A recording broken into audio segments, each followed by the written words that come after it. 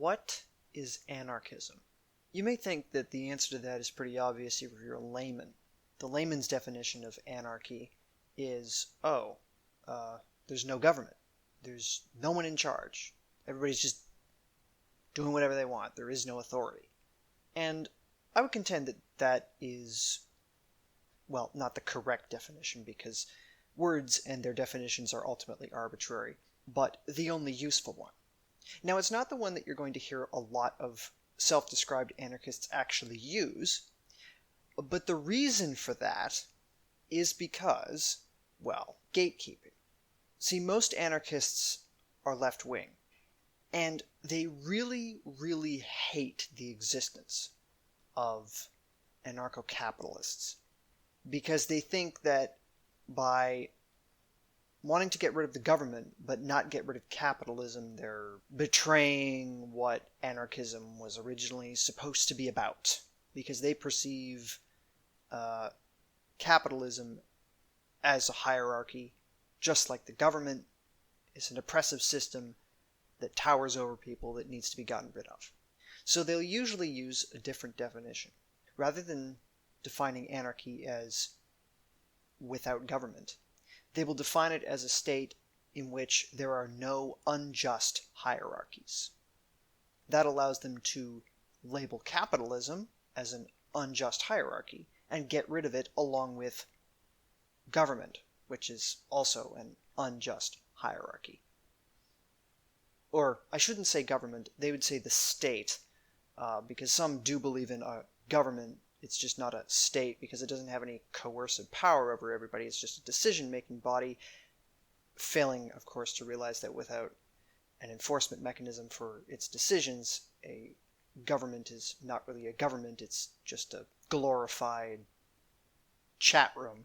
But conveniently, this definition allows them to then eliminate anarcho-capitalism as being real anarchism. Here's the problem that they never admit to. They put the word unjust in the definition. That makes the definition useless.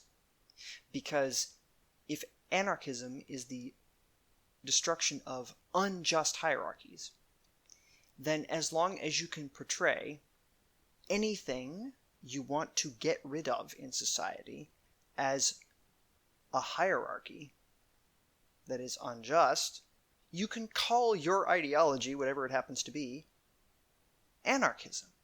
By that definition, anarcho-fascism isn't a contradiction, because they believe that the state is not an unjust hierarchy, but the domination of other people, other ethnic groups, other races, other countries over ours is unjust, so they have to be destroyed.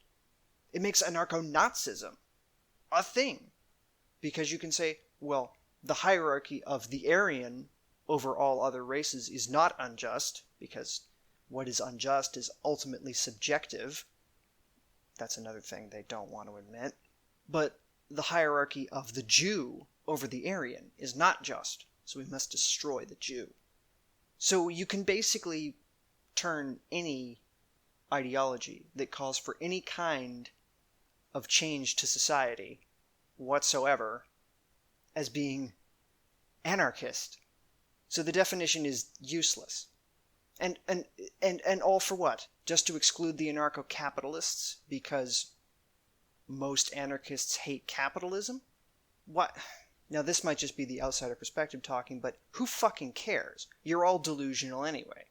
It doesn't matter whether you believe that if you get rid of the government, everyone will carry on in some sort of non-aggression principle, totally rationally based capitalist society, or whether when you get rid of the government, everybody will come together from each according to his ability, to each according to his need, anarcho-communist state.